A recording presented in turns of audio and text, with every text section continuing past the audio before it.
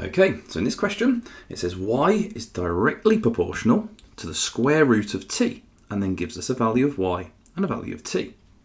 It then says t is inversely proportional to the cube of x, and tells us a value of t and a value of x. And it wants us to find a formula for y in terms of x. Now, a formula for y in terms of x means it wants us to say something along the lines of y equals, and there should be somewhere on the right an x. And that would be a formula for y in terms of x. For example, y equals 2x. So that's what we're looking for. Now, the issue that we have is that if you look at our first bit of proportion, we have a y and a t.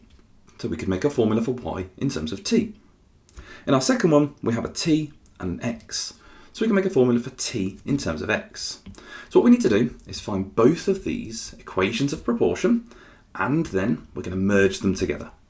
So you need to know your two direct and inverse proportion formulas. There are different ways of writing it, but for our first one, which we'll do just here, we have y equals k multiplied by whatever we're being told here. So it's the square root of t.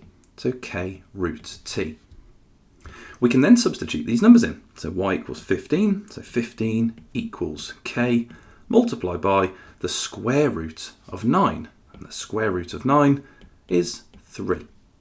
So rather than writing k3, I'm going to put k times 3. I could rip that out and put 3k, completely up to you. But I can solve that from here. I can divide both sides by 3, and I get k is equal to 5. Now once I've got that, I need to put it back into my formula so that we have our first equation. So if I put it back in, I end up with y equals 5 root t. I'm going to highlight that and make sure that's nice and clear, because I'm going to come back to it. I now have one of my equations. I just need to go back. I need to find my other one. So I have my formula for y in terms of t. I'm now going to find a formula for t in terms of x. And this is my inverse proportion formula. So I have t is equal to k divided by, for inverse proportion, the cube of x. So x cubed. Be really careful with the language there. It's not cube root, so read it really carefully. Cube of x. Now be very careful, because k does not equal 5 in this one. K is completely separate. I'm going to work it out separately. So here we now have 8 for t equals k over 2 cubed. 2 cubed is 8, so k over 8. I can now multiply by 8 to isolate the k, and we get 64 equals k. You can see we have a different value of k for this formula. So put that back in. We have t equals k is 64 over x cubed. And again, I'm going to highlight that one because we now have our next formula. So what I can now do is I want to find the one that says y equals, because we want a formula for y in terms of x. So the one that says y equals is over here. Now that t I'm going to replace with 64 over x cubed, because we've just found out that t is equal to 64 over x cubed. So I'm just going to replace this t just here with 64 over x cubed. So if we write that, we get y equals 5, and then all underneath a square root, 64 over x cubed. Now technically, we're kind of done, because it says find a formula for y in terms of x, and we've got that. But it also says give your answer in its simplest form. So I need to think about how I can simplify this.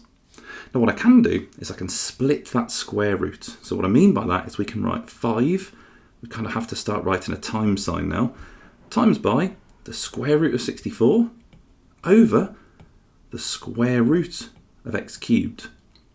Now we can square root the 64. We can't square root x cubed, but we can square root 64.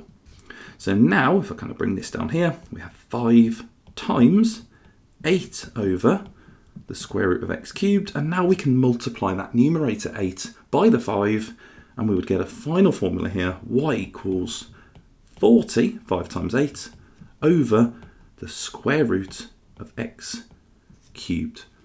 And there we go. We now have a formula for y in terms of x and in its simplest form. So there we go. Very sort of common questions, these ones. We have a direct and an inverse proportion Formula, really good to practice because if only one of them comes up, then you'll be very happy because it's a much easier question if only one comes up. But there we go, both came up in that one. A nice, tricky non-calculator question. If you want all 9 questions like this in one place, then grab my Revise 9 revision grids completely free. Click the link in the description, create your free account and unlock them inside Upgrade or TGMT4T. Simply head to the Revise 9 tab, select Higher or Crossover and download them instantly.